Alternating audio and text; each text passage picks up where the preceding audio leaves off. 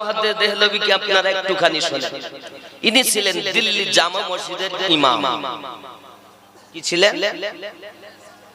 দিল্লি জামে মসজিদের ইমাম। ওনার অভ্যাস ছিল উনি জুমার নামাজ পড়াতেন, ইমাম ছিলেন তিনি। ওনার সঙ্গে প্রহরীগণ ছিলেন বাবা, কিন্তু উনি নামাজ পড়াতে আসতেন তো মুখ ঢাকা থাকতো। মানে কেমন দেখেন, আমি দেখাচ্ছি। প্রহরীগণ হাত ধরে নিয়ে আসতেন, ওনার মুখ কেউ দেখতে পেতেন। এটা ছিল ওনার অভ্যাস। একদিন এক মুসল্লি প্রশ্নই করল, হুজুর মানে আপনি আমাদের ইমাম, কিন্তু জীবনে তো আপনাকে দেখলাম না। আমি আপনার মুক্তাদি, প্রতি জুমায় আপনার পিছনে ইক্তেদা করি, কিন্তু আমি আমার ইমামকে চিনলাম না। যদি দয়া করে একটু আপনি চেহারাটা দেখাতেন। আব্দুল হক মুহাদ্দিস দেহলভী রাহমাতুল্লাহ আলাইহি বলেন, বাবা সামনের জুমাতে তুমি আসবে। এ বেটা বাড়ি গেলে ঠিক শুক্রবার যখন এসেছে, আগে ভাগে গোসল করে জামা কাপড় পরিধান করে প্রথম কাতারে বসার জন্য মসজিদ দিল্লিতে উপস্থিত হয়েছে। আব্বাজি আমার, যখন উনি আপনার কিনা কাতারে বসে আছেন, দিল্লি জামা মসজিদের ইমাম আব্দুল হক মুহাদ্দিস দেহলভী রাহমাতুল্লাহ আলাইহি প্রতি জুমার যেমন নিয়ম উনি মুখমণ্ডল আপনার ঢেকে প্রহরী হাত ধরে ওনাকে মুসাল্লার কাছে নিয়ে আসতেছেন। কিন্তু ওই বিগত জুমায় প্রশ্নকারী আজ প্রশ্ন করছেন, হুজুর मैं आ गया हूं, হুজুর আমি এসে গেছি। আব্দুল হক মুহাদ্দিস দেহলভী রাহমাতুল্লাহ আলাইহি প্রথমে যায় নামাজে গিয়ে দাঁড়ালেন। দাঁড়ানোর পর উনি জিজ্ঞাসা করছেন, প্রশ্নকারী কই? উঠে দাঁড়িয়ে গেছেন, হুজুর লাব্বাইক, আমি উপস্থিত, আমি হাজির, আমি এখানে। আব্দুল হক মুহাদ্দিস দেহলভী রাহমাতুল্লাহ আলাইহি বললেন, বাবা মেম্বারে রাসূলের উপরে বসো। সঙ্গে সঙ্গে আপনার হাত জড়ো করে দিয়েছি। ইমাম সাহেব আমাকে অপমানিত করবেন না, আমাকে লাঞ্ছিত করবেন না, আমাকে আপনি মানুষের কাছে ছোট করবেন না। আমার এতটা জ্ঞান নাই, আমার এতটা ইলমে নাই যে আমি মেম্বারে রাসূলে বসতে পারি। হুজুর আমার এতটা জ্ঞান নাই, আমাকে ক্ষমা করুন, আমাকে মাফ করুন। আমি শুধু আপনার কদমে আরজি জানিয়েছি। দীর্ঘদিন আপনার মামি জুমা মসজিদের মুসল্লি, কিন্তু জীবনে আপনাকে দেখলাম না।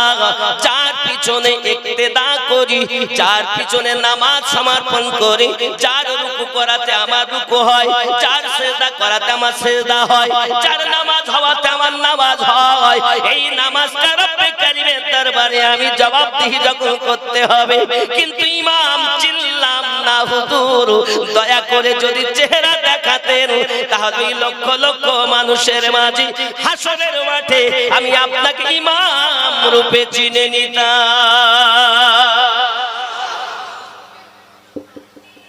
এজন্য জান্নাতের পিছনে ইক্তেদা করো না। এক ওয়াক্ত নামাজ না পড়লে তো 80 হব্বা দোজখের কথা খুব হুজুরেরা বলে, কিন্তু নামাজ পড়ে যদি না হয় তাহলে কি হবে, এ কথা আর কেউ বলে।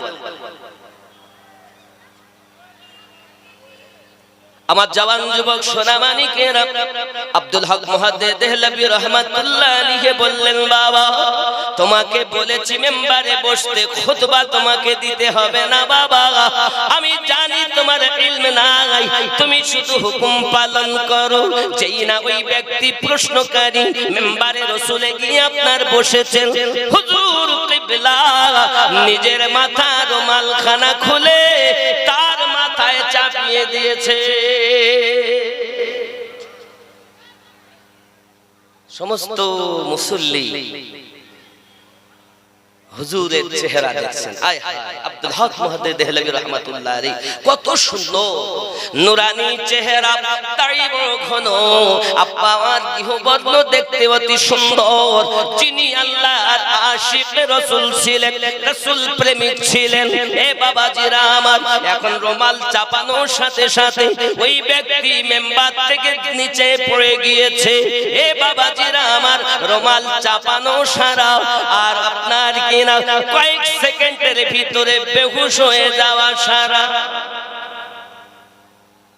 মসজিদে হুলস্থুল মেচে গেছে, হুলস্থুল মেচে গেছে। আরে কেমন ইমাম, জিন্দা মানুষ মেরে দিল, জিন্দা মানুষ মেরে দিল, কি জাদু করেছে তার ঠিক নেই। পাঁচ রকম মানুষ পাঁচ কথা বলবে। যখন হুলস্থুল মেচে গেছে, শোর হতে লেগেছে, আওয়াজ হতে লেগেছে, ইমাম সাহেব বলছেন, বাবা শান্ত হও। শান্ত হয়েছে। আল্লাহর খেলা, ওই প্রশ্নকারী বেহুশ হনেওয়ালা হুশ এসেছে। জোরে বলুন সুবহানাল্লাহ। হুশ যখন ফিরল, এখন লোকের মনে কৌতূহল জারি হলো, এই বেহুশ হলো কেন? জাগবে কি জাগবে? হঠাৎ যদি এই বেটার কেউ বসে থাকতে থাকতে বেহুশ হয়ে যায়, কিছু একটা ধরেন আমি ছেলেটার মাথায় হাত দিয়েছে, হাত দেওয়ার সাথে সাথে যদি বেহুশ হয়ে যায়, তাহলে আপনাদের সকলে তো দেখে কি করেছে, আমি নদীন তার ঠিক নেই, জাদু করে দিতে মনে হয় নাকি? হতেই পারে। এখন যেই হুশ ফিরেছে, সকলের মনে কৌতূহল যে কি হয়েছে, কেন বেহুশ হলো। আব্দুল হক মুহাদ্দিস দেহলভী রাহমাতুল্লাহ আলাইহি রুমাল চাপানোর পরে, ও বাবা তুমি কেন বেহুশ হয়ে গেলে, দয়া করে তুমি আমাদেরকে বলো। সঙ্গে সঙ্গে ওই ব্যক্তি আপনার চোখের পানি ঝরেছে আর হুজুরের কদমখানা ধরেছে, ইমাম সাহেব আমাকে মাফ করে দিন, আমাকে ক্ষমা করে দিন, আমি জীবনে কোনোদিন আপনাকে বলবো না, আপনি আমাকে চেহারা মোবারকা দেখিয়ে দিন, আর কোনোদিন বলবো না, হুজুর আমাকে মাফ করে দিন। সঙ্গে সঙ্গে ইমাম সাহেব বলছেন, বাবা তুমি কান্না করলে হবে না। এতগুলো মানুষের মনে প্রশ্ন হলো, কেন তুমি বেহুশ হয়েছো বলো নাকি? কেন বেহুশ হয়েছো? হুজুর আপনি আমাকে মেম্বারে বসতে বলেছেন, আমার মতো পাপী আপনার হুকুম পালন করি, যেই কিনা মেম্বারে বসেছি হুজুর। মেম্বারে বসার পরে আপনি মসজিদের দিকে তাকিয়ে দেখি শত শত মানুষ নামাজ পড়ার জন্য মসজিদে বসে আছে, শত শত মানুষ নামাজের জন্য অপেক্ষা করতেছে, কেউ বা নামাজ পড়তেছে, কেউ বা আপনার বসে রয়েছে। হুজুর শত শত মানুষ দেখেছি, মনটি আমার বড় খুশিতে আনন্দিতে ভরে গেছে। কিন্তু আপনি যখন আপনার চেহারা মোবারকার, আপনার মাথা মোবারকার রুমাল খানাকে আমার মাথাতে চাপিয়ে দিয়েছেন হুজুর, আমি মসজিদের দিকে তাকাইয়া দেখি শত শত কুত্তা, শিয়াল, বিড়াল মসজিদ ভর্তি হয়ে আছে।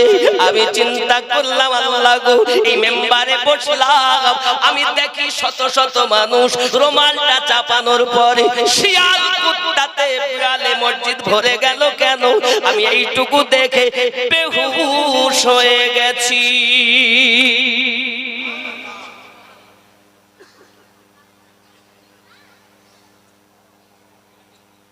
রব্বুল আলামিন পবিত্র কোরআন মাজিদের 7 নম্বর সূরা, সূরাটির নাম সূরা আল আরাফ, আয়াত নাম্বার 178 ও 79। আল্লাহ পাক রব্বুল ইজ্জত ঘোষণা দিলেন, বিসমিল্লাহির রহমানির রহিম, মান ইয়াহদিল্লাহু ফাহুয়াল মুহতাদি ومن يضلل فأولئك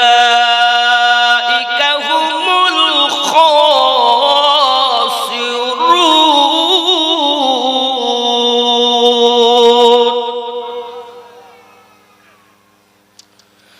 ولقد ذرأنا لجهنم كثيرا من الجن والإنس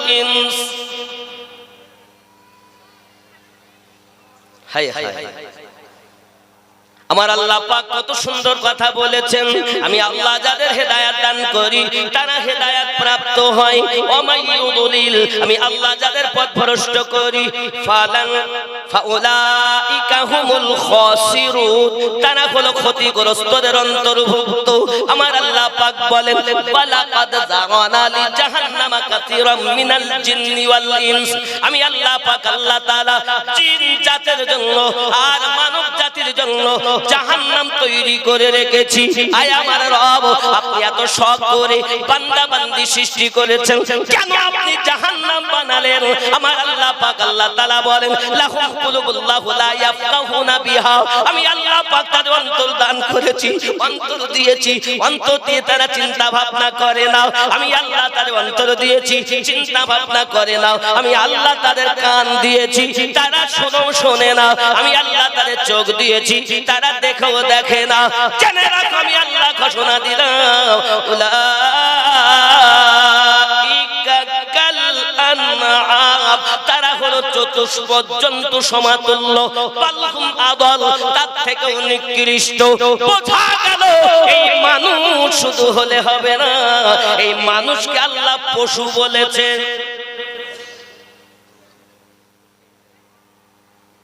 কোন সূরায়? 7 নাম্বার সূরায় 178 নাম্বার ও 79 নাম্বার আয়াতে। ও যুবক সোনামানিকেরা, বোঝা গেল মানুষ পণ্ডিত দর্শন স্পর্শন আকর্ষণ এক জিনিস নয়। রাস্তার পাথর আর বালুতে টুকে ফেলার পরে পাথর আর পরশ পাথর কখনো এক নয়। হবে আপনার পায়ের জুতো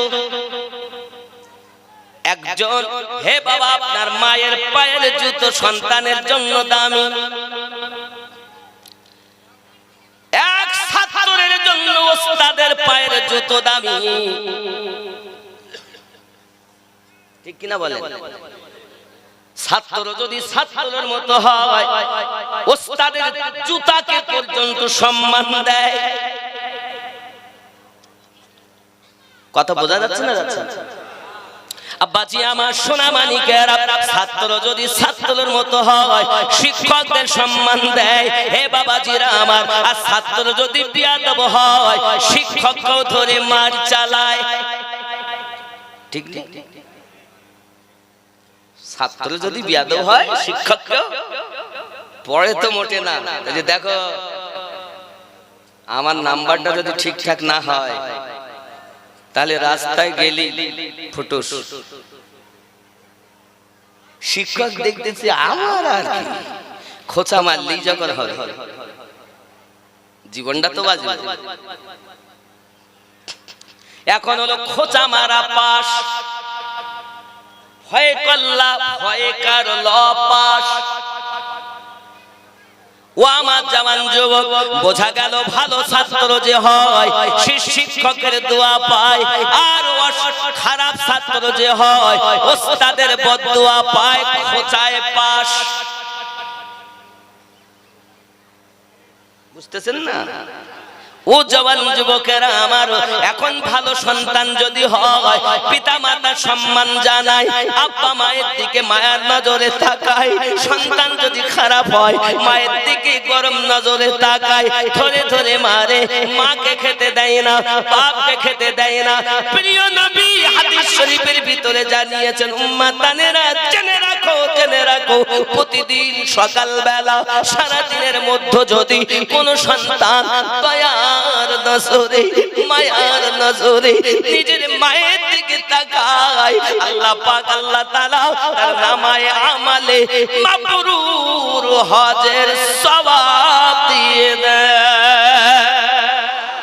জওয়ান যুবকেরা, আব্বা জানের দিকে তাকালে হজের নেকি পাওয়া যায়, মায়ের কদমের দিকে তাকালে কবুল হওয়া হজের সওয়াব পাওয়া যায়। আমি আমিনুদ্দিন 5 লক্ষ টাকা ব্যয় করে মক্কা মদিনায় হজ করতে চলে গেলাম। হজ কবুল হতো পারে নাও পারে। নবী আমার মিশকাত শরীফের ভিতরে গ্যারান্টি দিয়েছেন, তুমি যদি তোমার মায়ের দিকে মায়ার নজরে তাকাও, আমি নবী গ্যারান্টি দিলাম কবুল হজের সওয়াব। সন্তান ভালো হলে তো মায়ের দিকে তাকাবে মায়ার নজরে, আর সন্তান যদি খারাপ হয় বউকে নিয়ে পালাবে, খেতে দিবে না। দেবে কথা বলেন না কেন, বলেন না কেন, খেতে দেবে।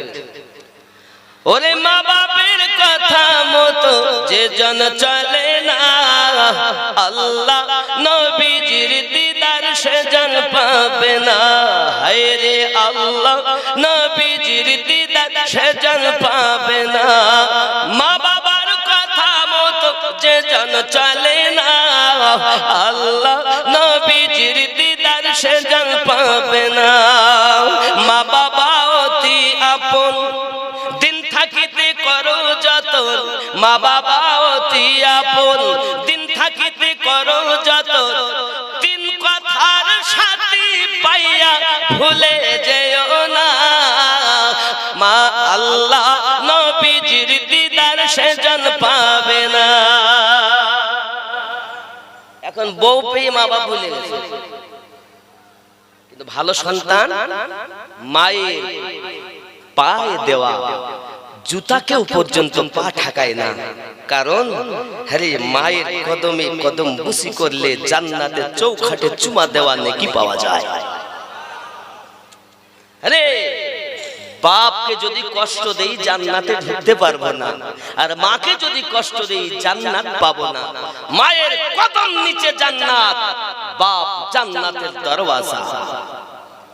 হলো ভালো সন্তানের উপদেশ, ভালো সন্তানের। আর খারাপ ক্যারি করে আব্বাজি আমার সোনা মানিকেরা, ঠিক তদরূপ ভাবে আপনাকে আমাকে বুঝে নিতে হবে। ভালো যে আল্লাহওয়ালা হয় তার কাজ হলো আল্লাহওয়ালাদের সম্মান করা, ঠিক নেই?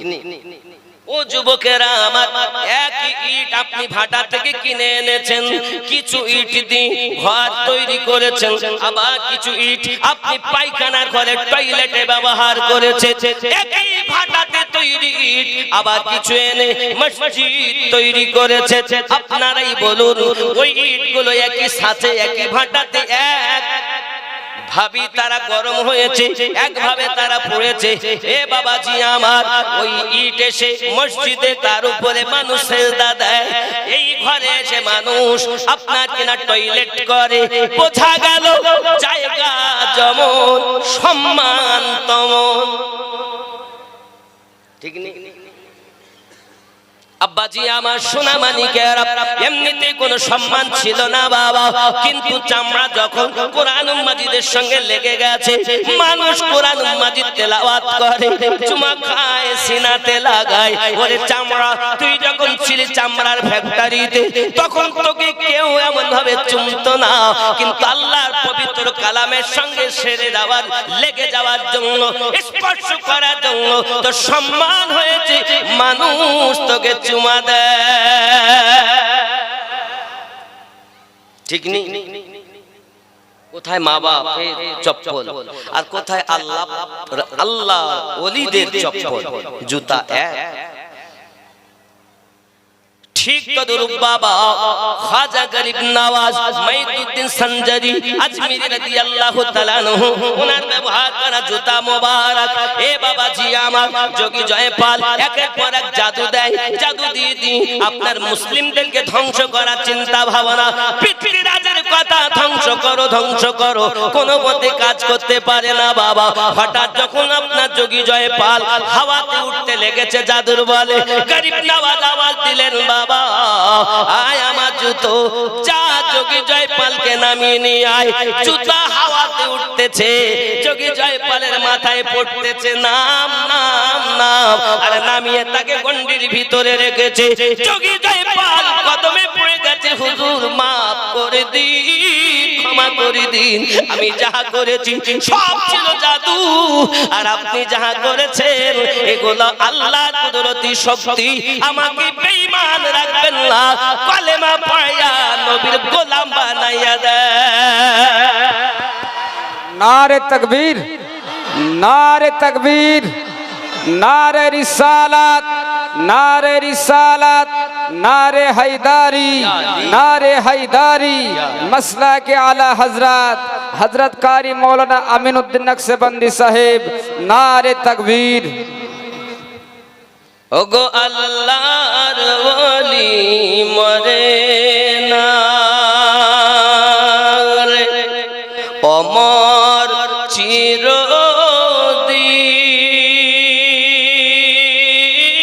চিরদিন তাদের দেহ খায় না মাটি ছোঁয় না রে জমিন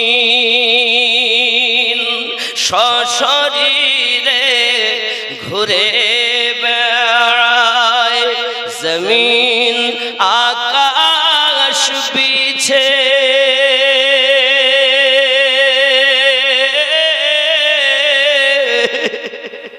নয়ন ভরে দেখি তোমায় অনেক কথা আছে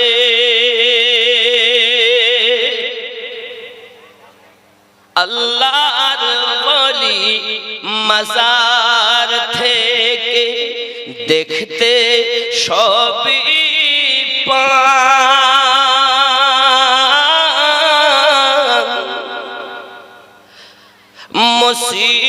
মুসিবতে মাদাদ দিতে ওগো তিনি ছুটে যান কুদরতের ওই টেলিভিশন আছে তাদের কাছে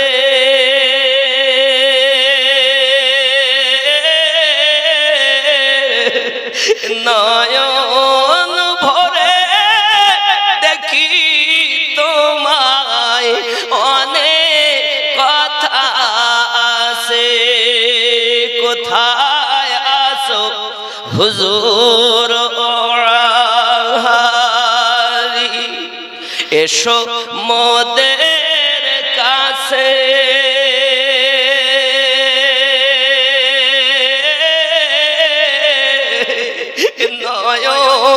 ভরে দেখি তোমায় অনেক কথা আছে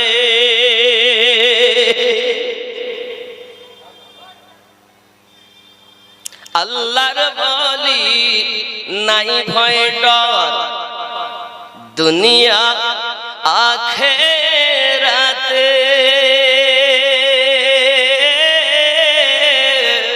আল্লাহর ভয়ে হয় জারি তাদের পায়ে হাতে ফানা ফিল্লাহ আল্লাহর সাথে তারা মিশে গেছে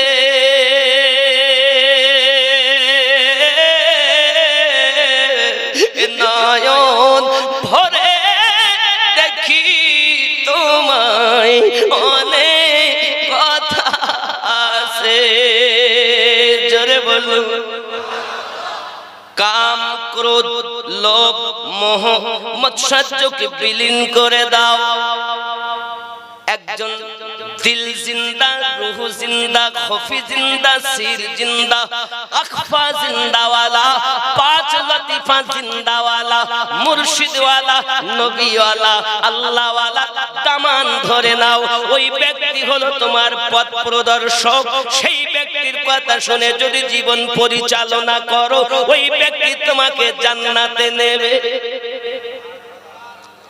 যার কলব জিন্দা নাই যার রূহ জিন্দা নাই যার সির জিন্দা নাই যার আত্মা জিন্দা নাই যার খফি জিন্দা নাই ওই ব্যক্তির সঙ্গে যদি সম্পর্ক করা হয় দুনিয়া তো বরবাদ আখিরাত তো বরবাদ হবে আমার আল্লাহ পাক বলেন আমি যাদের হেদায়েত দান করি তারাই হেদায়েত প্রাপ্ত হয় আর আমি যা আল্লাহ যাদের পথ ভ্রষ্ট করি তারা পথ প্রদর্শক আউলিয়াকে মুর্শিদ রূপে পাবে না আল্লাহর ঘোষণা তাহলে দুনিয়ায় যারা কামেল মুর্শিদ পেয়েছে আল্লাহ তাদের হেদায়েত কবুল করেছে। সুবহানাল্লাহ সুবহানাল্লাহ।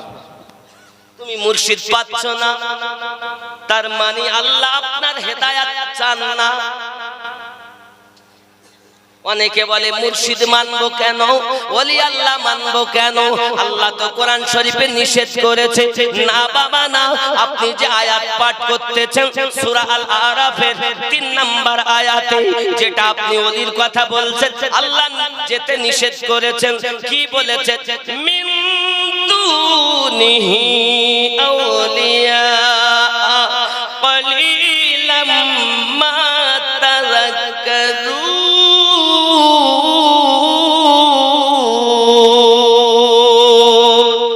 সুবহানাল্লাহ। এই যে আউলিয়া 7 নম্বর সূরা 3 নম্বর আয়াত, এই আউলিয়া তাবেদারি, এটা হলো শয়তানের আউলিয়া, শয়তানের বন্ধু। শয়তানের বন্ধু আর আল্লাহর বন্ধু কি এক? রাস্তার পাথর আর পরশ পাথর কি এক? কোথায় হাজারে আসওয়াদ পাথর আর কোথায় পরশ পাথর এক? তাই কোথায় হাজারে আসওয়াদ আর কোথায় রাস্তার পাথর? তো যারা শয়তানের বন্ধু তাদের কাছে যেও না। আর সেই আয়াতটাকে আল্লাহর ওলির সঙ্গে মিলিয়ে এই জগতের কিছু ওলামায়ে কেরাম সাধারণ মানুষের ব্রেনে বিচন ঢুকিয়ে বলছে, ও দেখো আল্লাহ কোরআন শরীফে বলেছেন ওলিদের কাছে যাওয়া যাবে না। জোরে বলুন নাউজুবিল্লাহ। নাউজুবিল্লাহ। আল্লাহর ওলি আলাদা, শয়তানের ওলি এসব চোরের দল। আপনাকে আমাকে ছদ্মবেশী মানে মানুষকে ধোঁকা দেওয়ার জন্য ভালো পোশাক হলো এই দাড়ি, টুপি, হাব্বা, জুব্বা গায়ে দেওয়া, বাস। এই পোশাক শুধু ইমানদারেরা ব্যবহার করেন না, এই পোশাক ইমান হারারাও পরে। কাফের, ইবলিস সেও ব্যবহার করে না, করে না? আব্বাজি আমার সোনা মানিকেরা, আল্লাহ ওয়ালা যারা হয়ে গেছেন তাদের ইবাদত বندگی কোনো তুলনা ছিল না বাবা। আপনাকে আমাকে ইবাদত থেকে আপনার কিনা দূরে সরিয়ে রাখে মানুষ। জুমার নামাজ আদায় করেছে, ফরজ সালাম ফিরি, মসজিদ ফাঁকা হয়ে গেল, নবীর দিওয়ানা মসজিদে থাকে না। যুবকরা এই পৃথিবীর সরজমিনে খেয়াল করুন না কেন, আপনি একটু ভাবেন বাবা। আল্লাহ ওয়ালা যারা, হযরতে মালিক বিন দিনার, তিনি একজন আল্লাহ পাকের ওলি ছিলেন। এই মালিক বিন দিনার পৃথিবীর সরজমিনে আল্লাহ পাকের ওলি, তিনি একজন নৌকা পার হবেন। এমন সময়তে মালিক বিন দিনার পৃথিবীর সরজমিনে আপনার নৌকাওয়ালা পার করবেন। এমন সময় মাঝি ভাই বলছেন, আমার টাকা দাও। মালিক বিন দিনার বলছে, আমার টাকা নেই। তখন বলছে, টাকা নেই তো তুই উঠেছিস কে? ফি দিতে পারবি? সে তো নামে না। মালিক বিন দিনার বলছেন টাকা নাই। মাঝি তার মার আরম্ভ করেছে। মার যখন বেশি হয়েছে, উনি বেহুশ হয়ে গেছেন। কিছুক্ষণ পর যখন হুঁশ ফিরেছে, এমন সময়তে আবার বলছে টাকা দাও। মালিক বিন দিনার বলছে, আমার কাছে টাকা নাই। মার আরম্ভ করেছে, বাবা যারা নৌকার উপরে চেপে আছে সবাই বলতেছে, এক কাজ করো, এই মালিক বিন দিনারের হাত আর পা ফেলো, বেঁধে নাও, বেঁধে সমুদ্রে ফেলে দাও। মালিক বিন দিনারের হাত পায়ে বেড়ি দিয়ে দাও, বাঁধা অবস্থাতে সমুদ্রে ফেলে দাও। সমুদ্রে হাঙর কুমিরে রাখাবে, মালিক বিন দিনার তোমাকে বিরক্ত করবে না। বাবাজি আমার তাই করা হলো। মালিক বিন দিনারের হাতে আর পায়ে আপনার কিনা বেড়ি দিয়েছে। বেড়ি দেওয়ার পরে তাকে আপনার সমুদ্রেতে ফেলে দিয়েছে। মালিক বিন দিনার ডোবে না, ভাসতেছে। আর আপনার ওই সমুদ্রের মাছগুলো এক একটা করে দিনার গালে করে নিয়ে মালিক বিন দিনারকে ঘিরে নিয়েছে। এমনকি নৌকাকে ঘিরে নিয়েছে। যত লোক নৌকার উপরে বসেছিল তারা আশ্চর্য হয়ে গেল, ব্যাপার কি রে? ফেললাম তাকে নদীতে, কিন্তু পয়সা নাই। ওই ব্যক্তি বলে, কিন্তু পানির মাছেরা তো পয়সা গালে করে নিয়ে বেরিয়েছে।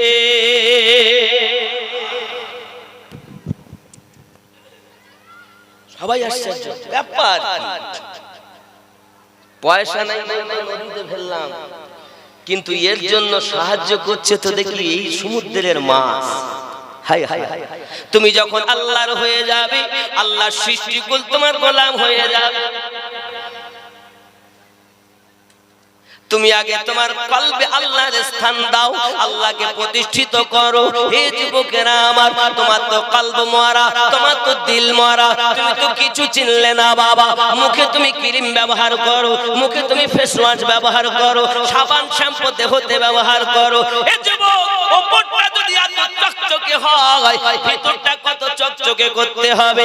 একবার কি আপনি খেয়াল করে দেখেছেন পৃথিবীর সাথে জমিনে উযু মানে পবিত্র হওয়া, উযু মানে পবিত্র হওয়া। এই পবিত্র হওয়া মানে শুধু জাহিরি পবিত্র নয়, জাহিরির সঙ্গে বাতিনি যারা পবিত্র হয়েছে তাদের ইবাদত আল্লাহ তাআলা কবুল হয়েছে।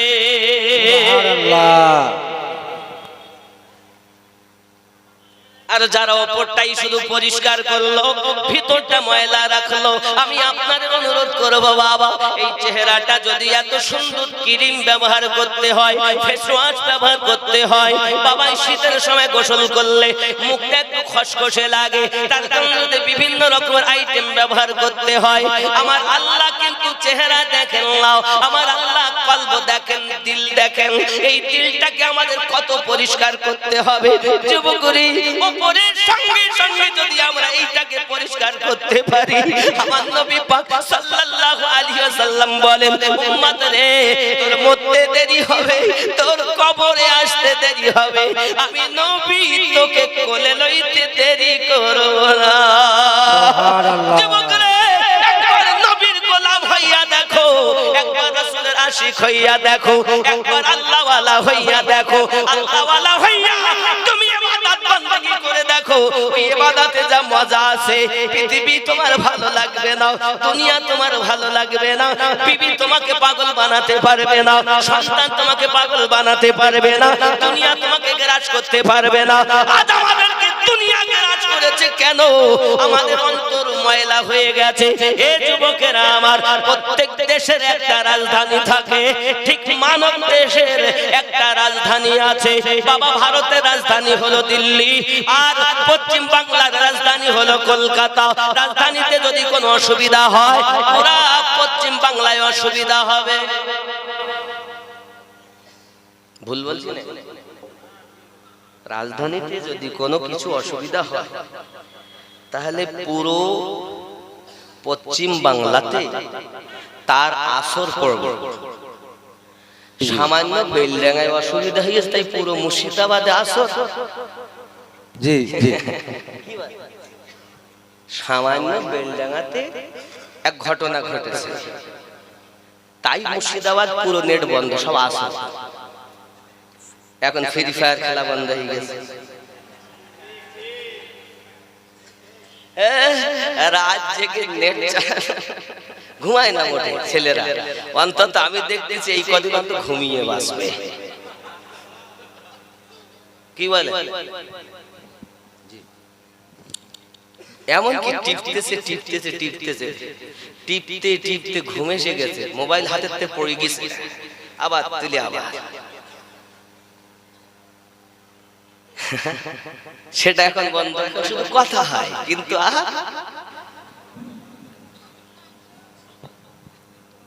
আচ্ছা বলুন, বেলডাঙ্গার আসর পুরো মুর্শিদাবাদে হয়েছে না? আমি নদিয়া পার করে যেই মুর্শিদাবাদের এরিয়া ঢুকেছি, আমার নেট আউট ব্যাপার কি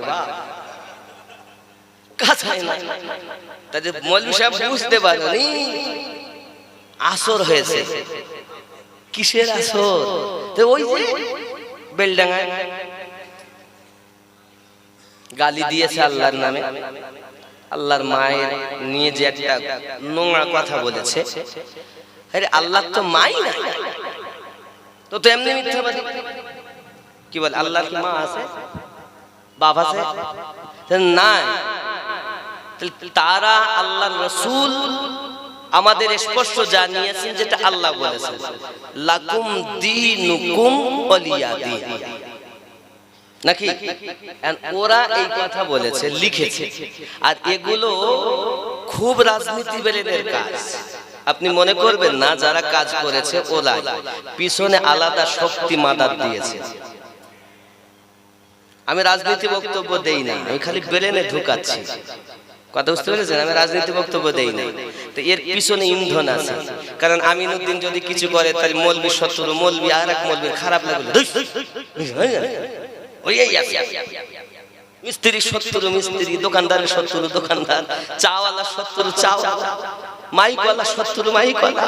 এই মাইকওয়ালার মাইক দিয়েছি ভাড়া করে, ও খুব পারে, তুই ওই মাইক দিয়েছিস কেন? আমি আরো 500 টাকা কম লিতুম। ঠিক না? রাগ করেন নাকি বাবা?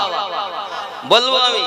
তাহলে আমরা একদম স্পষ্ট বুঝতে পারলাম রাজধানীতে যদি কোনো অসুবিধা হয় তার আসর পুরো পশ্চিম বাংলায় পড়বে না? পড়বে না? পড়বে কি? তো আমাদের মানব দেহের রাজধানী আছে।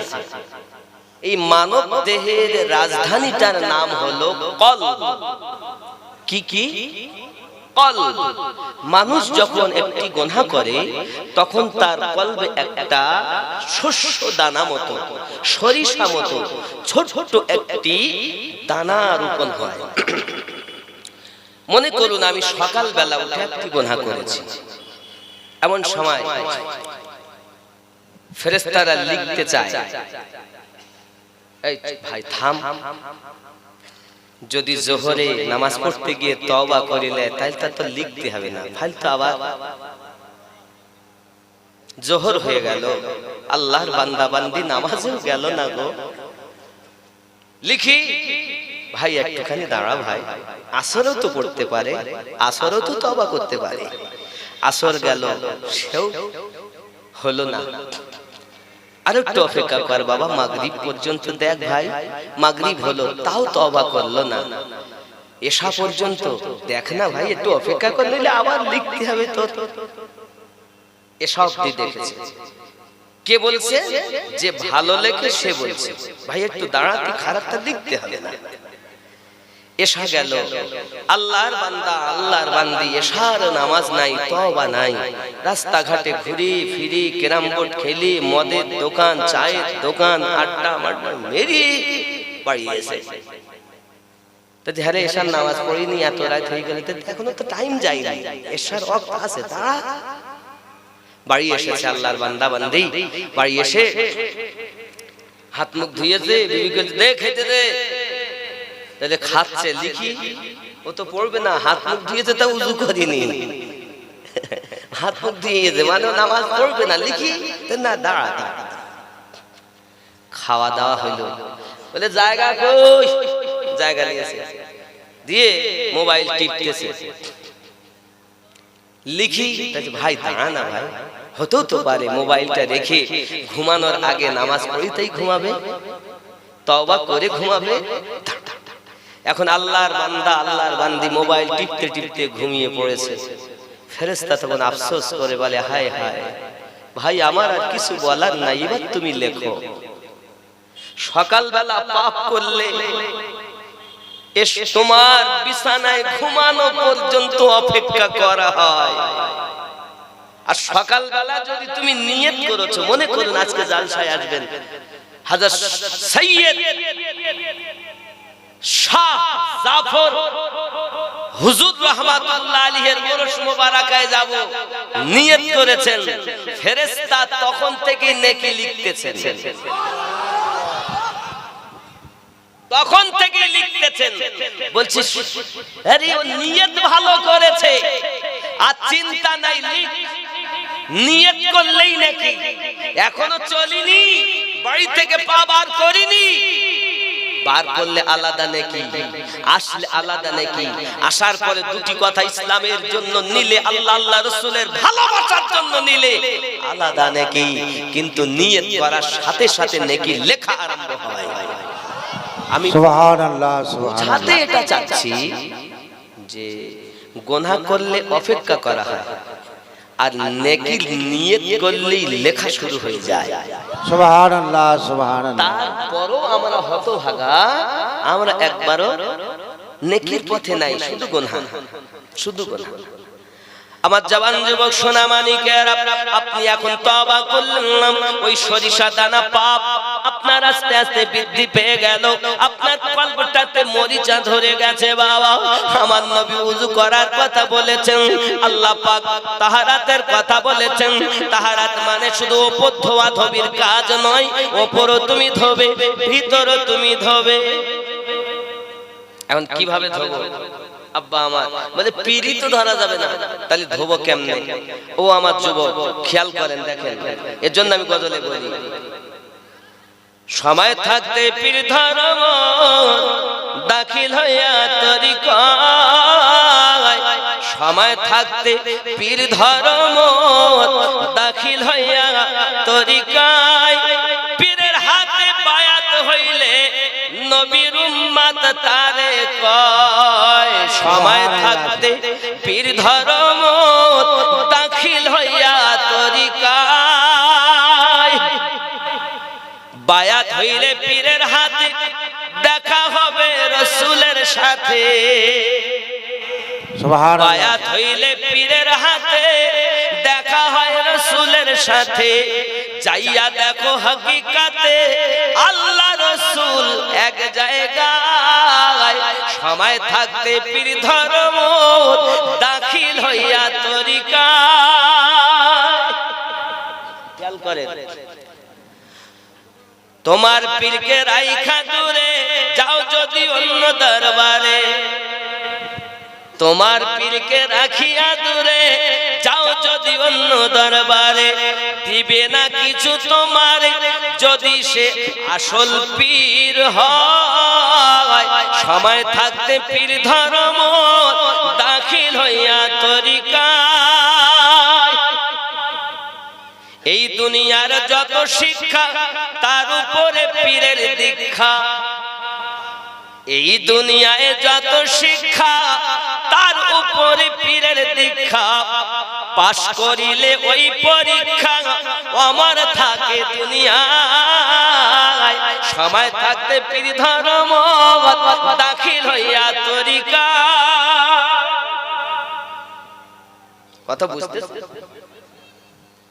তাহলে যারা এই পৃথিবীর জমিনে পীর ধরেছেন আসলে তারা খাঁটি।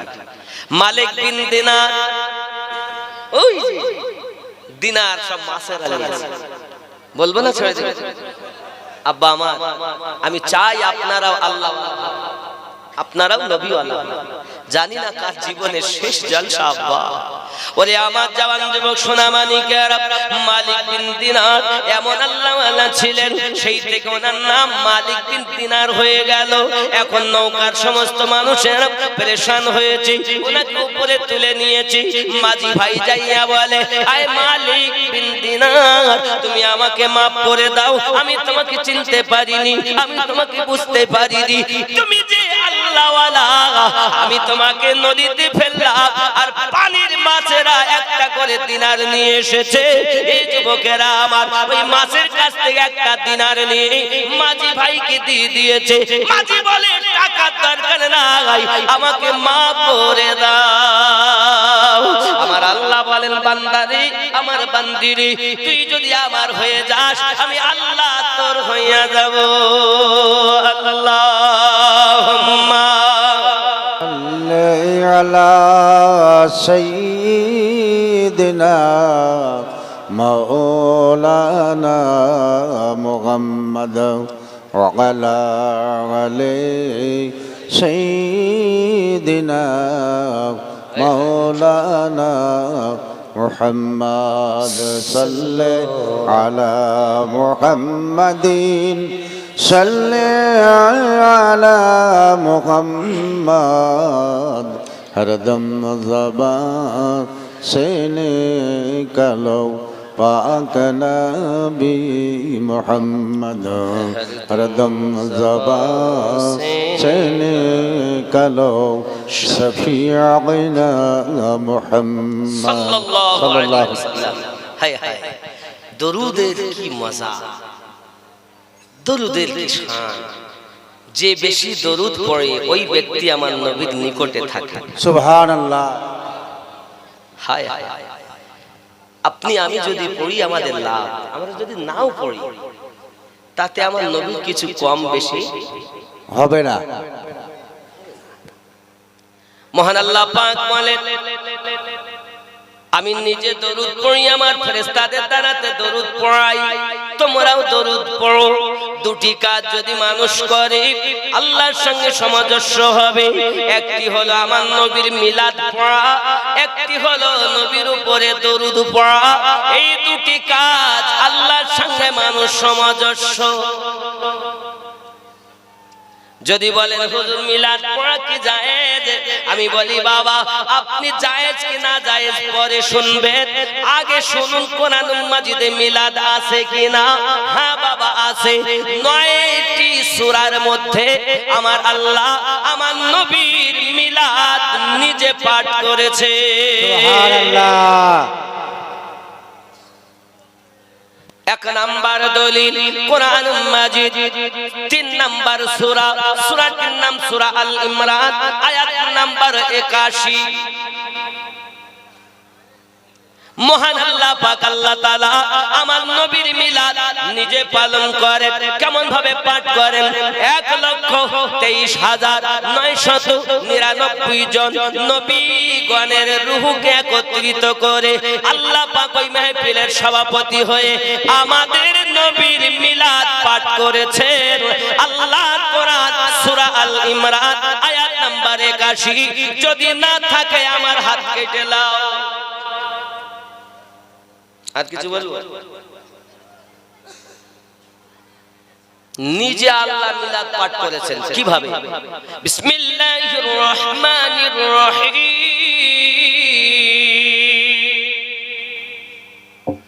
ওয়া ইযা আখাযাল্লাহু মিসাকান নাবিয়্যিন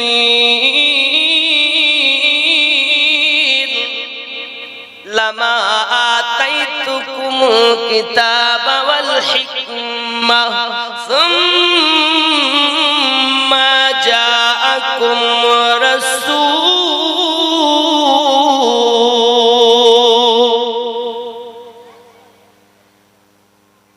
স্মরণ করুন ওই দিনের কথা যেদিন আল্লাহ নবীগণের কাছ থেকে স্বীকৃতি নিয়েছিলেন, যাদেরকে আল্লাহ কিতাব ও হিকমত দান করেছেন। কি স্বীকৃতি নিলেন? তোমাদের মাঝে আগমন করবেন রাসূল। রাসূল লা তুমিনুন্না বিহি, তো অবশ্যই তার উপরে তোমরা ঈমান নিয়ে আসবে। সুবহানাল্লাহ। আমার আল্লাহ পাক আল্লাহ তাআলা আমার নবীর মিলাদ পাঠ করেছেন। যদি বলুন সুবহানাল্লাহ। তাহলে মিলাদ শরীফ কোরআন মাজিদে আছে, আপনি মানবেন কিনা আপনার ব্যাপার। হে যুবকেরা আমার, শুধু এতটুকুই নয়, পীরের কথা কোরআন মাজিদে আছে, বায়াত হওয়ার কথা কোরআন মাজিদে আছে। অনেকে বলে বায়াত হতে হবে না। হে বাবাজি আমার, আল্লাহ পাকের কোরআন সূরা আল ফাতহ আয়াত নাম্বার 10 আল্লাহ পাক ঘোষণা দিলেন, বিসমিল্লাহির রহমানির রহিম। الذين يبايعونك إنما يبايعون الله يد الله فوق أيديهم। এ বাবাজি আমার, আল্লাহ পাক নিশ্চয় ঘোষণা দিয়েছেন, নিশ্চয় যে বাজাহারা নবী আপনার কাছে বায়াত গ্রহণ করেছে, তারা আমি আল্লাহর কাছে বায়াত গ্রহণ করেছে। আপনার হাতের উপরে আছে আমি আল্লাহ পাকের কুদরতি হাত। বোঝা গেল নবীর কাছে বায়াত হওয়া, আল্লাহর কাছে বায়াত হওয়া। আরো জোরে বলুন সুবহানাল্লাহ। আব্বাজি আমার সোনা মানিকেরা, তাহলে বোঝা গেল এই জগতের বুকে আমরা নামাজ শিখবো ওয়াহাবির কাছ থেকে নয়, আমরা নামাজ শিখবো নবীর দুশমনের কাছ থেকে নয়, আমরা নামাজ শিখবো আউলিয়াদের দুশমনের কাছ থেকে নয়, প্রেমিকের কাছ থেকে নামাজ শিখবো নাকি? আমি এর জন্য মাঝে মাঝে বলি, কি বলি জানেন? নামাজ হইল না রে তোর, নামাজের নিলি না খবর। মন তুই ধরলি নামাজ, পড়লি নামাজ সারা জীবন ভোর, নামাজ হইল না রে তোর, নামাজের নিলি না খবর। মসজিদেতে আজান দিলে সবার আগে যাও, মসজিদেতে আজান হলে সবার আগে যাও, মসজিদ থেকে বাইরে এসে সুদের টাকা খাও। নামাজ হইল না রে তোর, নামাজের নিলি না খবর। মন তুই ধরলি নামাজ, পড়লি নামাজ সারা জীবন ভর, নামাজ হইল না রে তোর। আছে না?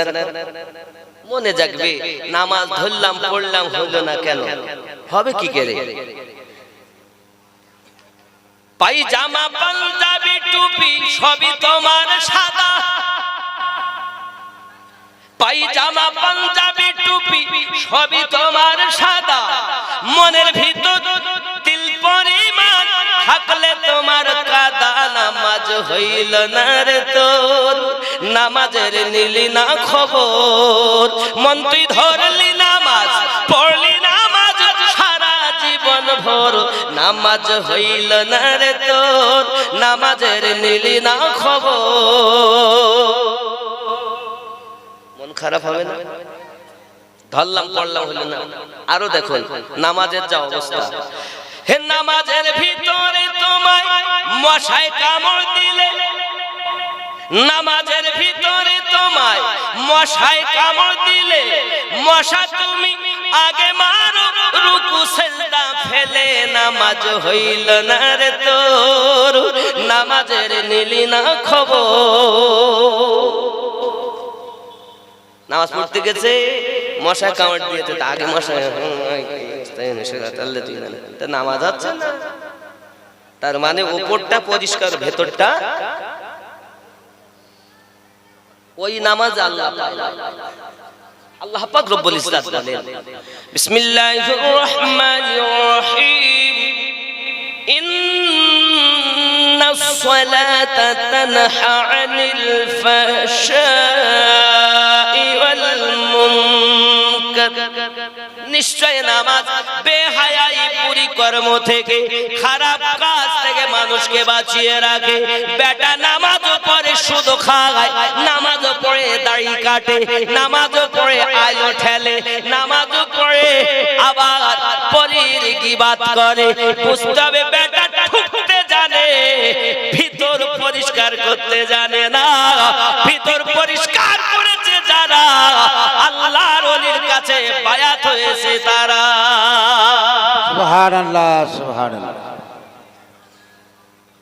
সবার দ্বারাই হয় না, সব নামাজি ইমানদার নয়। আপনি হয়তো বলবেন হুজুর নামাজ পড়ে ইমানদার না, না। এই কোরআন শরীফের 49 নম্বর সূরা, সূরাটির নাম সূরা হুজুরাত, আয়াত নাম্বার 14 তে আল্লাহ স্পষ্ট করে দিয়েছে।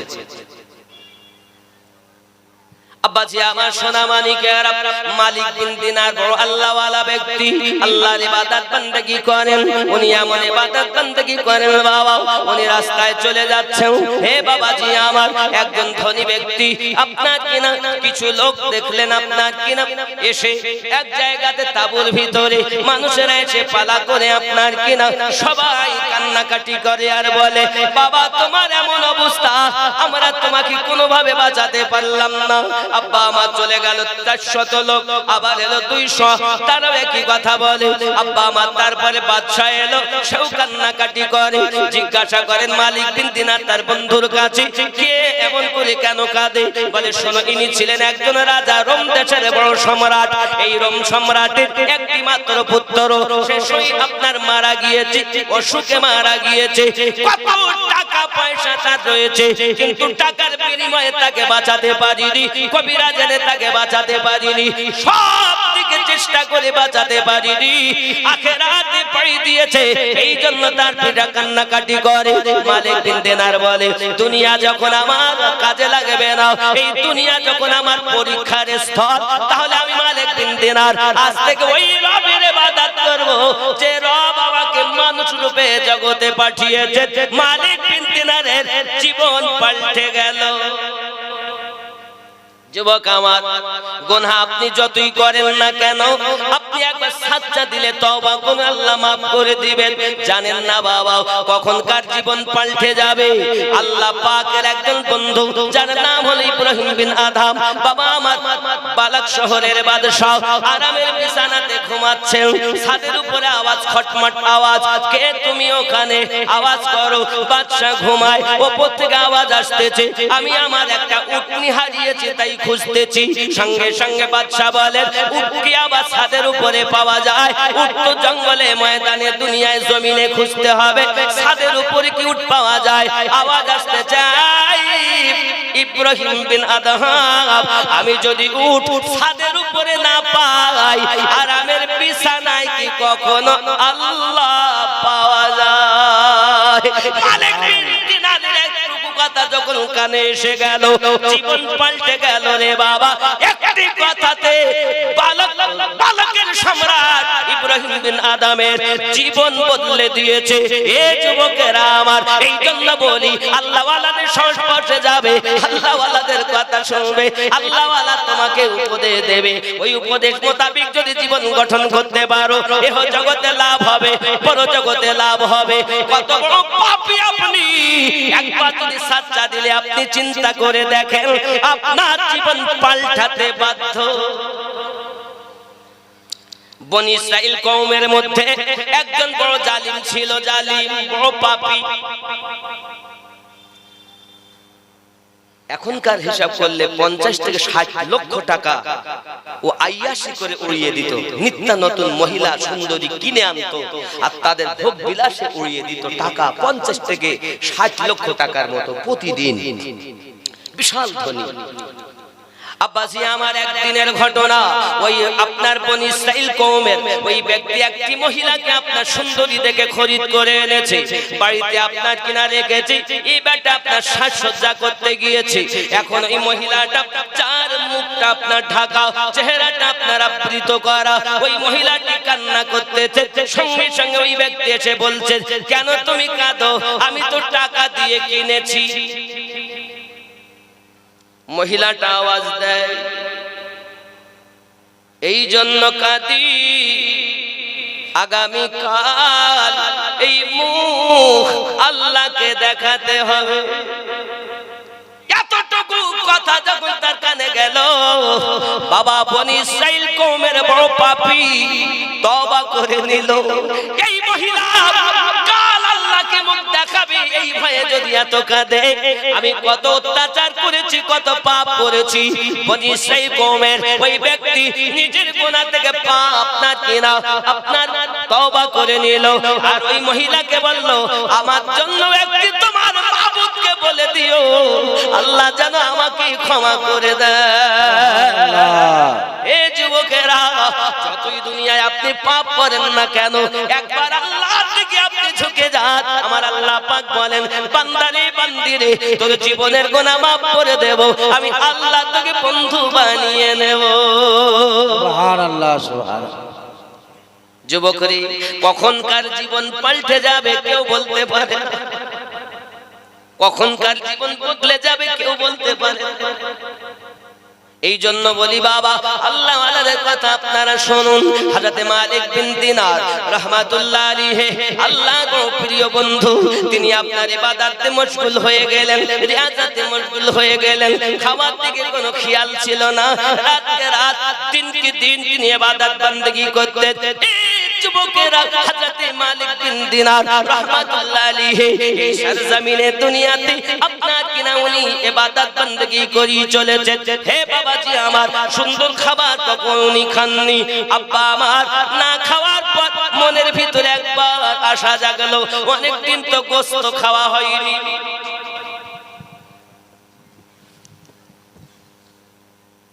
গোশত খাওয়া হয়, লোকে সবাই জানে মালিক বিন দিনার জীবনে গোশত খায় না। উনি বাজারে গেছেন, বাজারে গিয়ে কসাইয়ের কাছ থেকে গিয়ে বলছেন, ভাই কিছু গোশত দেন। উনি বিনিময়ে দিয়ে গোশত কিনেছেন। দোকানদার কসাই বলছে, জীবনে তো গোশত খেতে দেখিনি। জীবনে দেখিনি। তা আজ যখন খরিদ করেছে তো দেখি দিনি, আমরা তো জানি গোস্ত খায় না। উনি একটা ছেলেকে বলেছে, যা দেখ পাহারা দে, দেখ কি করে। মালিক বিন দিনার করলেন কি? মালিক বিন দিনার করলেন কি? আব্বাজি আমার সোনা মানিকের, গেলেন গোশটাকে আপনার একটু নির্জনতায় গিয়ে, আপনারে গিয়ে, গোপন জায়গায় গিয়ে গোশগুলোকে আপনার কিনা রান্না বাড়া করে নিজে একটুখানি শুকলেন। শোকার পরে ওই গোশগুলোকে আপনার মিসকিনদের মাঝে বন্টন করে দিলেন। সুবহানাল্লাহ। মনটাকে ডেকে ডেকে বলল, আরে আমার মন, 1 বছর পর আজ আমি তোকে গোশ খাওয়াবো না, আমি তোকে শুনিয়ে দিলাম, দুনিয়ায় শুনেই থাক। আল্লাহ পাক মরার পরে এত সুন্দর খাবে, জীবনে ফুরাবে না। সুবহানাল্লাহ সুবহানাল্লাহ। হযরত মালিক বিন দিনার শুধু শুনলেন আর ফিরিয়ে দিলেন, আয় মনরে আজ এতটুকুই তুই সন্তুষ্ট হইয়া দাও। এজন্য আমার হুজুর ওয়াহারি রহমাতুল্লাহ আলাইহি লিখেছে কি, আল্লাহর ওলি যারা মনের সঙ্গে যুদ্ধ করে তারা সুবহানাল্লাহ বলে। সুবহানাল্লাহ সুবহানাল্লাহ। ওরে নবীর নায়েব, নবীর পাশে দিবানিশি থাকে বসে রে। নবীর নায়েব, নবীর পাশে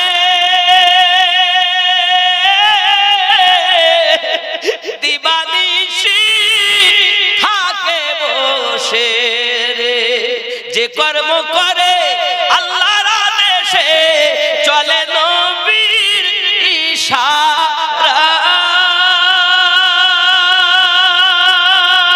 ইশারায়, পীরের কাছে সবই পাবি, পীর যদি কামেল হয়। সুবহানাল্লাহ সুবহানাল্লাহ। ঠিকনি, পীর যদি কামেল হয় সব পাবে, আর পীর যদি কামেল না হয় কিছুই। বলে কতজন এ পথে আসি, কারো হতে হলো দাসী রে। কেউ বা বনে গেল এ পথে আসি, কারো পীর করিল বিদায়, পীরের কাছে সবই পাবি, পীর যদি কামিল হয়। ওরে মুখে বলো আমি আমি,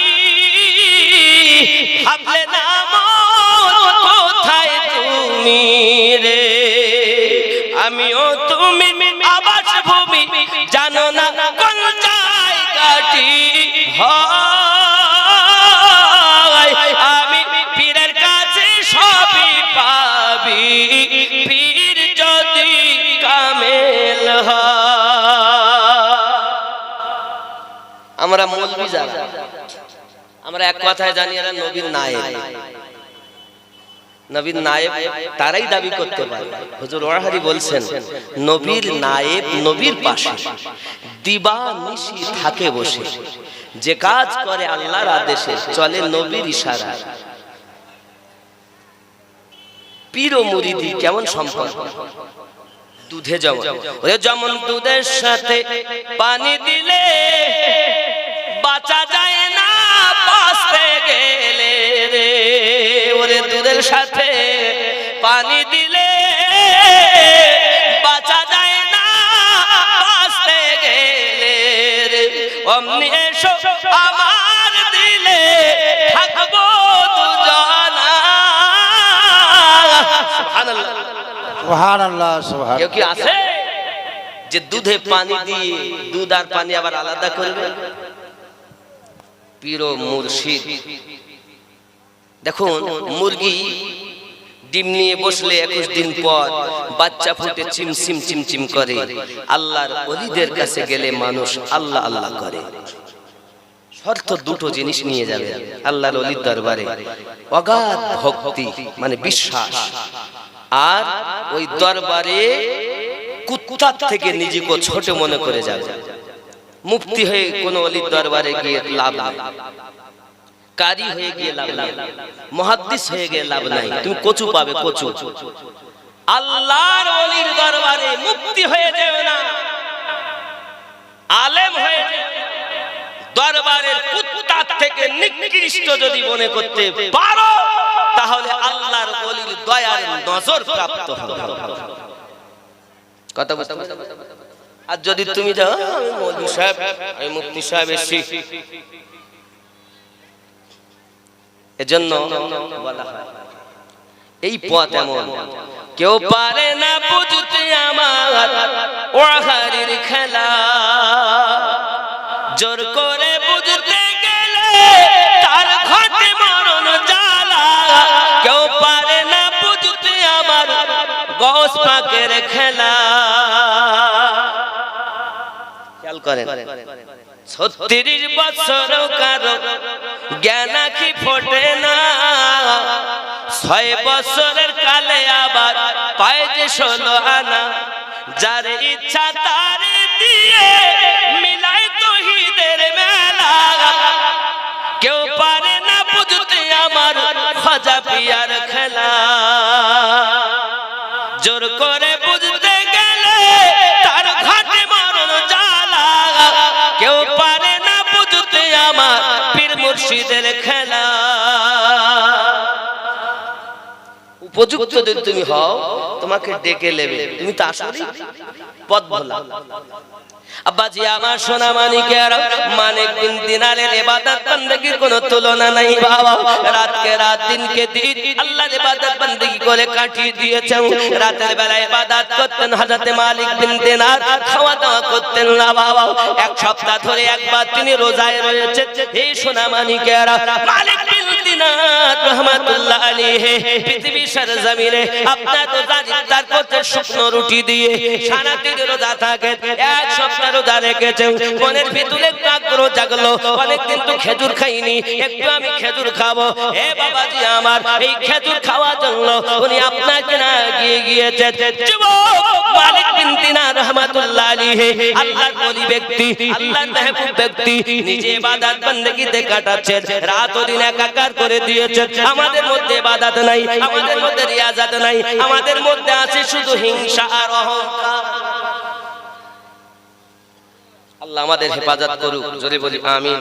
একটু কাছে কাছে আসুন বাবা, সালাম পড়ে হলে কেমন হতো তুই নয়নে রাসূল পাক দেখিলে কেমন হতো। জন্ম আমার নবীর যুগে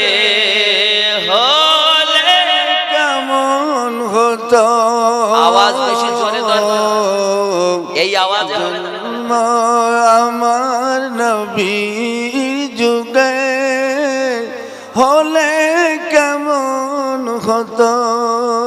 তুই নয়নে রাসূল পাক দেখিলে কেমন হতো। জন্ম আমার নবীর যুগে হলে কেমন হতো।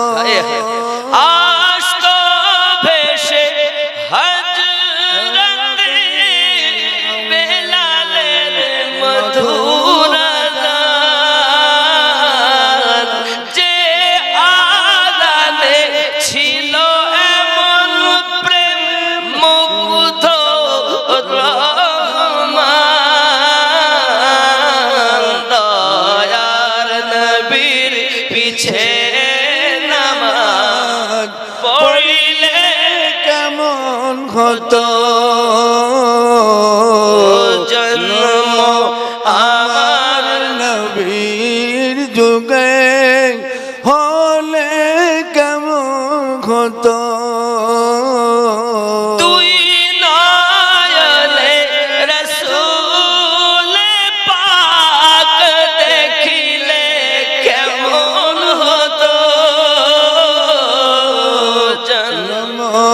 আমার নবী নবীর যুগে হলে কেমন হতো সুবহানাল্লাহ তিনি কত আলোচনায় থাকতাম আমি অধম তিনি কত আলোচনায় থাকতাম আমি অধম সামনে রাসূল পাক হতেন পাশে সাহাবাগণ আবু বকর ওমর উসমান আলী সঙ্গী কেমন হতো কেন তুই নয়নে রাসূল পাক দেখিলে কেমন হতো জন্ম আমার নবীর যুগে হলে আপনাদের আওয়াজ নাই কেন আরো জোরে জন্ম আমার নবীর যুগে হলে দুই নয়নে রাসূল পাক দেখিলে কেমন হতো জন্ম আমার নবীর যুগে হায় হায় আল্লাহ কবুল করো আল্লাহ আমার নবীর দিদার নসিব করো ধরে বলি আল্লাহুম্মা আমিন কেমন ছিল বিশ্ব মদিনা দেখেন সব সাহাবী খেলছে নাতি হাসান হুসাইন পাশে দয়াল নবী জোরে বলো কেমন ছিল দৃশ্য বাবারা মায়েদের দিকে যাও একজন রুমাল নিয়ে আমার মায়েরা অনেক টাকা দিবে অনেক মা এসেছে যাও বাবা যাও এই কমিটির ছেলেরা একটু রুমাল নিয়ে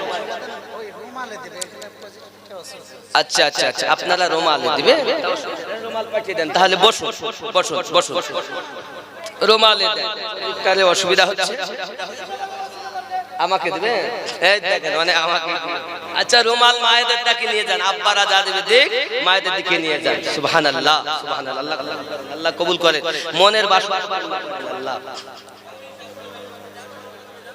বাবা আমার সঙ্গে গজলটা বলা যাবে না কেমন ছিল দৃশ্য মদিনা দেখছেন সব সাহাবী খেলছে নাতি হাসান হুসাইন পাশে দয়াল নবী নবী ডাকছেন নাতি হাসান শুনিলে কেমন হতো নবী ডাকছেন নাতি হাসান ও বাবা চলে যাবেন না শেষ দোয়া নিয়ে যাবেন আমি দেরি করব না বেশিক্ষণ বাবাজি বেশি দেরি করব না দেখুন যে যা পারেন দেন আমি আপনাদের কাছে বলিনি এত দেন কিছু নাই মুসাফা করে যান ইয়াকফুল্লাহ বাবাজি আমার আব্বা আমার ওয়াহারি রহমাতুল্লাহ আলাইহির দান যে আমার মতো নাদানের দ্বারাই আজ এই খেদমত করিয়ে হুজুর ওয়াহারি রহমাতুল্লাহ আলাইহির ক্লান্ত দুয়ার ওয়া আলাইকুম আসসালাম মাশাআল্লাহ এটা আমার জন্য মাশাআল্লাহ মাশাআল্লাহ আল্লাহ হেফাজত করুক যেটা আমার বললাম যেটা ওখানে দিতেন সেটা ওখানে দিলাম মাশাআল্লাহ মাশাআল্লাহ এই দেখেন বাবা দোয়া করেন সবাই ভালো থাকে আল্লাহর ওলিদের হিংসা করবেন না পারলে দরবারে যাবেন এই গেছে কমিটির ছেলেরা ওখানে মায়েদের দিকে গেছে তো আমার মায়েরা আপনাদের জন্য দোয়া করি মা আমার আম্মা জননী সংসার যেন সুখের হয় আল্লাহ যেন আপনাদের ঘরে নেক সন্তান দেয় যাদের বিয়ে হয়নি আল্লাহ মনের মতো যেন স্বামী দেয় এ দোয়া করি হে বাবা আল্লাহর ওলিদের সংস্পর্শ সৈয়দ জাফর আবাদি রহমাতুল্লাহ আলাইহি ওনার মাজার আল্লাহ হেফাজত করবে আল্লাহ আল্লাহ কবুল করুন আল্লাহ কবুল করুন বাবা ভালো আছেন মাশাআল্লাহ। এ দেখেন আরো কয়েকটা গজল। বাহ, তাহলে আমরা বুঝতে পারলাম মাওলানা রুমি, মাওলানা রুমি। হ্যাঁ যুবক, দেখুন দেখুন এই জগতে মেহবুব হওয়া বড় সহজ, কিন্তু আশিক হওয়া বড় কঠিন। আবার আমার দিচ্ছেন, আমি দিল্লি, আমি বাড়ি, আমার পকেটে হয়ে এই অসুবিধা হয়েছে। আমার অনেকটা গজলও দিয়েছে। আমার মায়েরা আপনার অনেক কষ্ট করে বসে আছেন, ভান্ডারের টাকা একটু বার করুন আর এই ওরসের জন্য দেন। ওরসে দিলে আমার এত গজলও বলি। আজ ওরসে মুর্শিদ পিয়া সুন্দর চাদর চড়েছে,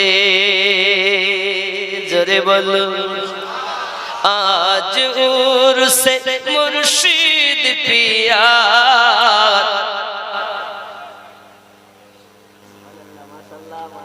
মাশাআল্লাহ, আল্লাহ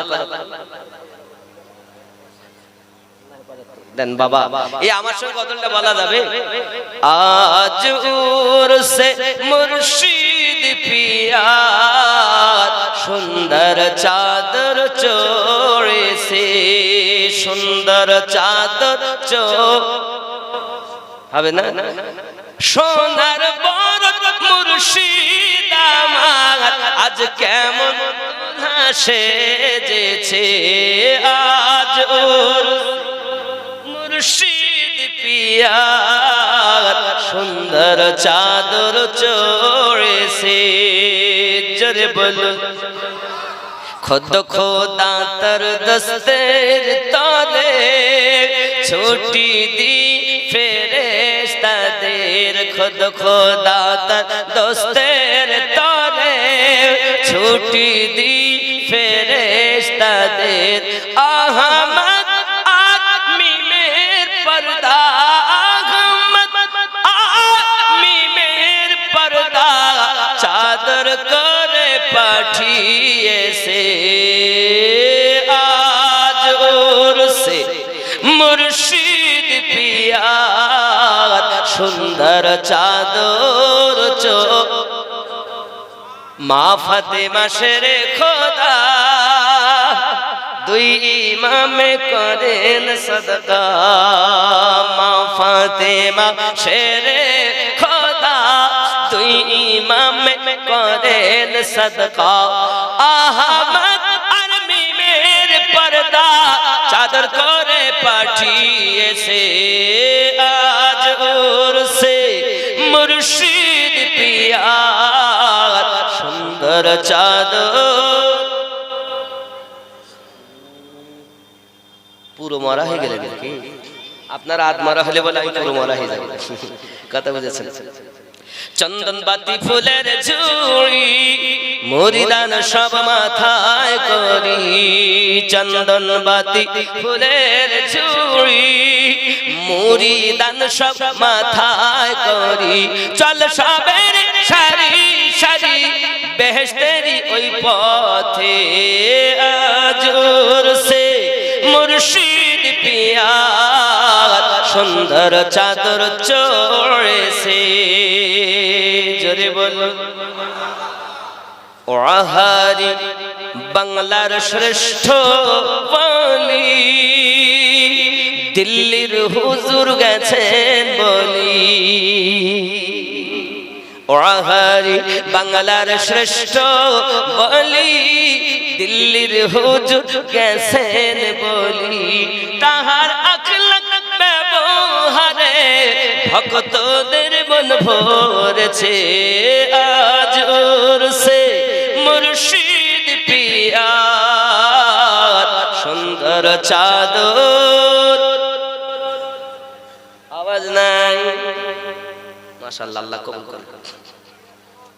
আব্বা আমার আম্মা জান আপনারা যারা আছেন মায়েদের মধ্যে নবী পাক সাল্লাল্লাহু আলাইহি সাল্লামের কন্যা ও স্ত্রীগণের পরে পরে একজন আবিদা জাহিদা নেককারিনী গুজরে গেছেন, যিনি বাতাসের উপরে নামাজের পাটি পেতে নামাজ পড়েছেন।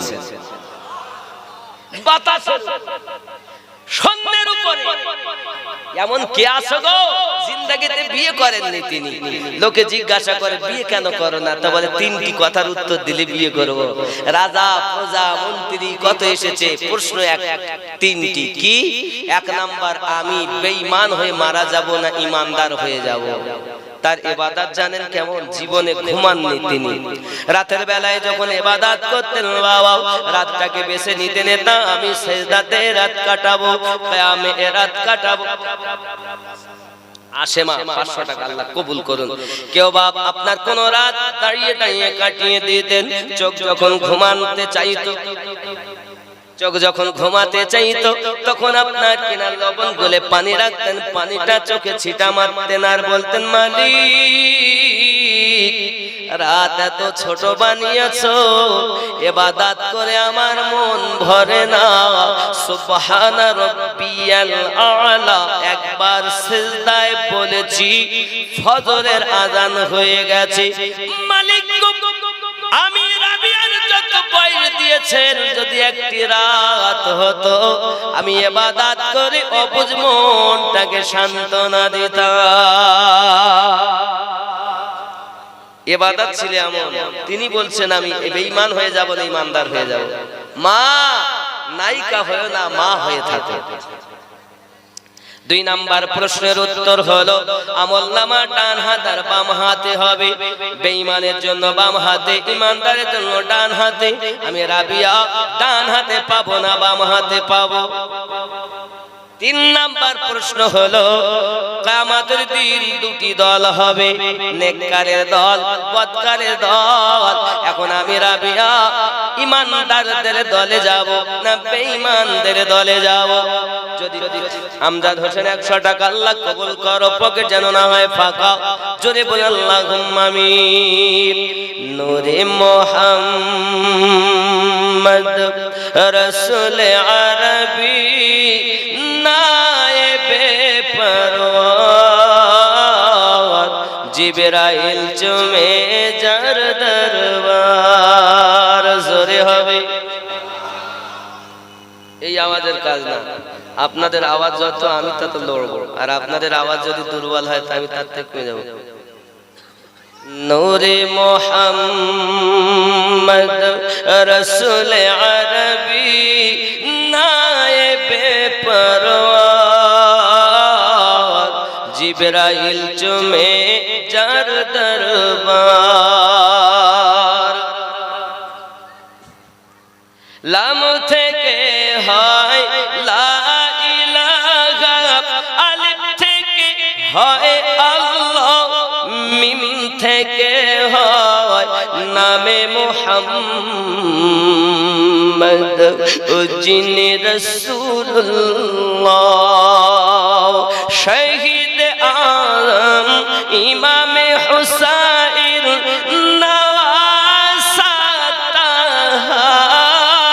জিবরাইল চুমে যার দরবার। নূরে মুহাম্মদ রাসূল আরবি নায়েবে পরওয়ার, জিবরাইল চুমে যার দরবার। জোরে বলো। যার কদম জমিনে পড়িলে দুনিয়ার হয় মিরাজ, রাসূল পাকে জুতা মুবারক। মায়েরা এখানকার আর মায়েদের 2 দিক গাড়ি আরো আসে না, আমি মনে করছি এই পর্যন্ত শেষ। ভয় লাগছিল আমার পেট ভরছে না তো। আব্বা আমার আরো আছে, মাশাআল্লাহ অনেকগুলো টাকা দিয়েছেন। মাশাআল্লাহ মাশাআল্লাহ, আল্লাহ কবুল করেন। অনেকগুলো টাকা দেখছেন কতটা মোটামুটি অনেক এসেছে, আরো আসছে।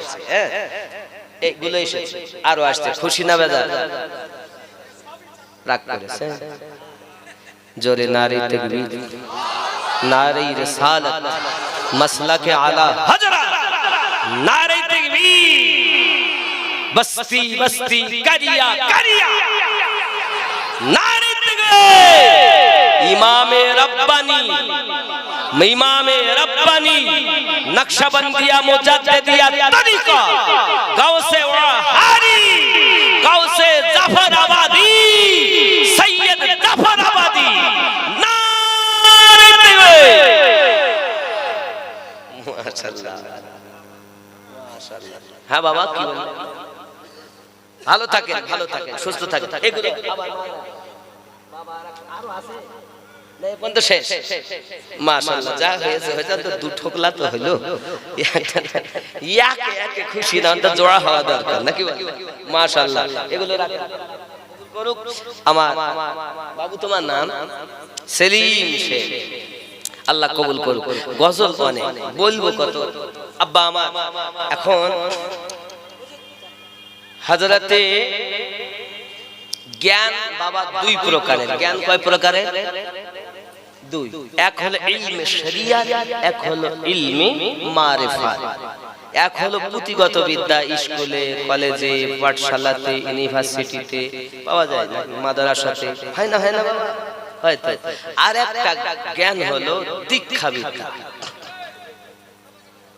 দীক্ষা বিদ্যা, এই দীক্ষা বিদ্যা দুই জ্ঞানে যিনি জ্ঞানান্বিত ওই ব্যক্তি হলো আসল। আর যিনি কিতাবী বিদ্যা তো আছে, ও আব্বা দোয়া করে দেব 12টা বারে তাতে এটা বলেই শেষ করে দোয়া করতে। ওই দেখেন আমার সেই বুধিয়াত থেকে আমার আব্বা ইয়েছে, আমার মাথা তুলে গিয়েছে, আমার এক খোকা মানিক ছিল, আমার এক বেটা বাপের বন্ধুর অভাব নাই, শত্রুর অভাব নাই, ভালোবাসার লোক আছে, দুশ্মনী করার লোক থাকবে তো। দিন ছিল। হ্যাঁ বাবা কি নাম আপনার? জাইদুল শেখ, আল্লাহ কবুল করুন। আমার ভাই জাইদুল, আল্লাহ করে নেন কবুল। জোরে বলেন আল্লাহুম্মা আমিন। রাত এত ভালো লাগতেছে, দিন ছিল। দিন যদি না থাকতো রাত ভালো লাগতো তো বাবা উভয়টারই দরকার। তো এই জ্ঞান দুই প্রকারের। এখন পৃথিবীর জমিনে একজন বড় মুফতি ছিলেন, ইলমে শরিয়াত এত পণ্ডিত ছিলেন যে তার মতো আর ছিলেন না সেই তৎকালীন যুগে। মানুষ তো থাকে কোরআন মাজিদের হাফিজ, তিনি কোরআন মাজিদের হাফেজ, আবার হাজার হাজার হাদিসের হাফিজ। নাম তার খুব বড় আলেমে দ্বীন ইমামে জালালউদ্দিন আসিউতি। জোরে বলুন সুবহানাল্লাহ। দেখেন দুই জালালে মিলে একটি তাফসীর লিখেছে, তাফসীরে জালালাইন, যেটি মাদ্রাসার পাঠ্যপুস্তক। জালালউদ্দিন আসিউতি, জালালউদ্দিন মুহাল্লি, দুইজন দুই জালালের একটি কিতাব জালালাইন শরীফ। এই মাদ্রাসায় পড়ানো। যাই হোক, এখন যত গ্রামের সমস্যা সমাধান করেন, গন্ডগোল ফতোয়া ফারার সব উনি দেন। দূর দূরান্ত থেকে 100 কিলোমিটার দূর থেকে লোক এসে ফতোয়া দিয়ে দেয়। ইমাম জালালউদ্দিন রুমি রোম দেশের শ্রেষ্ঠ মুহাদ্দিস। দরবারে একদিন ছেলে পেলেকে পড়াচ্ছেন বাচ্চাদের, হঠাৎ এক পাগল ছেঁড়া ফাটা জামা কাপড় এসে ছাত্ররা যেখানে বসে ওখানে বসেছে। তার সব জন নাক টানাটানি করছে, আর তালবিলিং তো বিভিন্ন রকমের থাকে হয়। সব কথাই আমরা বলি যারা বদমাইশ তাদেরই মাদ্রাসা এরকম বলে। হ্যাঁ, তো যাই হোক, নাক টানাটানি করছে, কিন্তু কিছুই নাই। কিছুক্ষণ পর জিজ্ঞাসা করছে, এগুলো কি? মানে কেতাব, হাদিস, কোরআন, ফিকহ, মানে সব রকমের কেতাব দেখে উনি জিজ্ঞাসা, এগুলো কি? ফারসিতে বলছে এগুলো কি? তো এগুলো কি জিজ্ঞাসা করছে। এমন সময়তে সঙ্গে সঙ্গে ইমাম জালালউদ্দিন রুমি বলছেন, তু না দানি, এটি কি তুমি বুঝবে না? মানে পাগল আবার কি বলবো? উনি বলছে তুমি বুঝবে না। উনি ওনার পড়া সেরে একটু সরেছেন, উনি কেতাবগুলো ধরেছেন, আর পাশে ছিল কুয়া, সব কুয়ায় ফেলেছেন।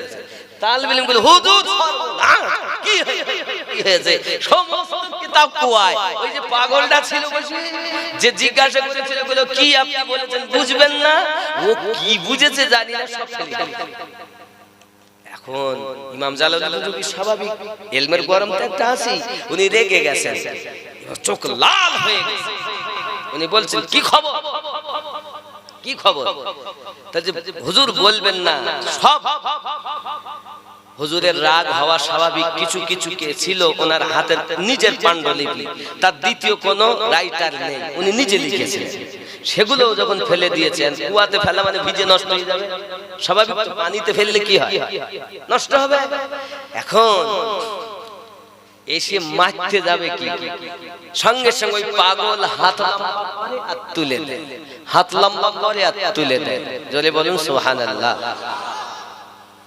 কথা বুঝতে পেরেছেন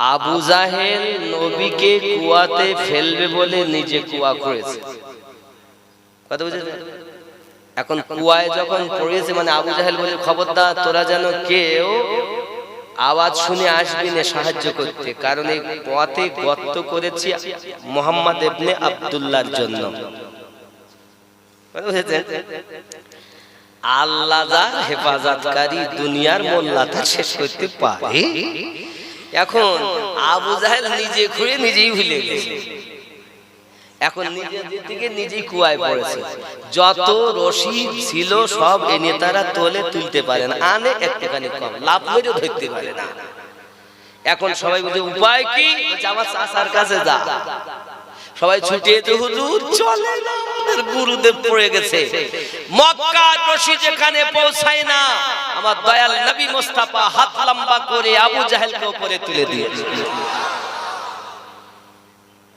তুমি নবী দেখছো নবী চিনবে আপনারও হাত আমারও হাত আমার হাতের কোনো পাওয়ার নাই আমার আঙ্গুলের কোনো পাওয়ার নাই বরং যদি আঙ্গুল দেখে কথা বলি তাহলে বলি মোল সাহেব অত আঙ্গুল দেখাবেন না আঙ্গুল নামিয়ে কথা কয় বলবে কি না আর আমার নবীর আঙ্গুলি মোবারকা যদি একবার ইশারা করেন তো চন্দ্র দ্বিখণ্ডিত হয়ে যাবে আমার নবী পাকের হাত মোবারকের পাওয়ার 1400 সাহাবী পিপাসায় কাতর অল্প পানিতে হাত ভরে দিয়েছেন 5টি আঙ্গুল দিয়ে ফোয়ারা জারি হয়ে গেছে নবীর তুলনা করতে চাও যুবক আমার তুমি যদি মনে করো নবী আমার মতো তো একটা আঙ্গুল দিয়ে পানি বার করে দেখাও না মেনে নেব হ্যাঁ তুমিও আব্বা আমার অনেক কথা যাই হোক এমন সময়তে যখন উপর থেকে নিচে লম্বা করেছেন আর সমস্ত কিতাব তুলছেন আর উপরে দিচ্ছেন তুলছেন আর উপরে তালবিনগুলো লিখেন লিখে দেখছি এপিটপি সব শুকনো একটু পানি লাগেনি এরকম করে বাড়ি মাছেন তো সব ধুলোবার হচ্ছে জালালউদ্দিন সিউতি চোখ দাঁড়িয়ে গেল আগে ছিল লাল এবার হয়ে যাচ্ছে দেখে কামাল ব্যাপার কি উনি জিজ্ঞাসা করছেন ये क्या है এগুলো কি এ বিদ্যা কি বিদ্যা উনি বলছেন তু না জানি এটা কোন বিদ্যা তুমিও জানো না ইমাম জালালউদ্দিন রুমি বলেন আয় আমার রব পৃথিবীর সমস্ত কিতাব পড়েছি এমন কোন আমার জানা মতে বাকি নাই কিন্তু এই জ্ঞানটা তো আমি পাইনি এই জ্ঞান আমার দরকার ইমাম জালালউদ্দিন রুমি মাদ্রাসা পড়ানো বন্ধ করে দিলেন বাবাজি আমার শরিয়াতের বিদ্যাগুলো আগুন ধরিয়ে পুড়িয়ে দিয়ে ইমাম জালালউদ্দিন রুমি ওই পাগল শামসুদ তাবরেজের গোলামি করলেন জোরে বলেন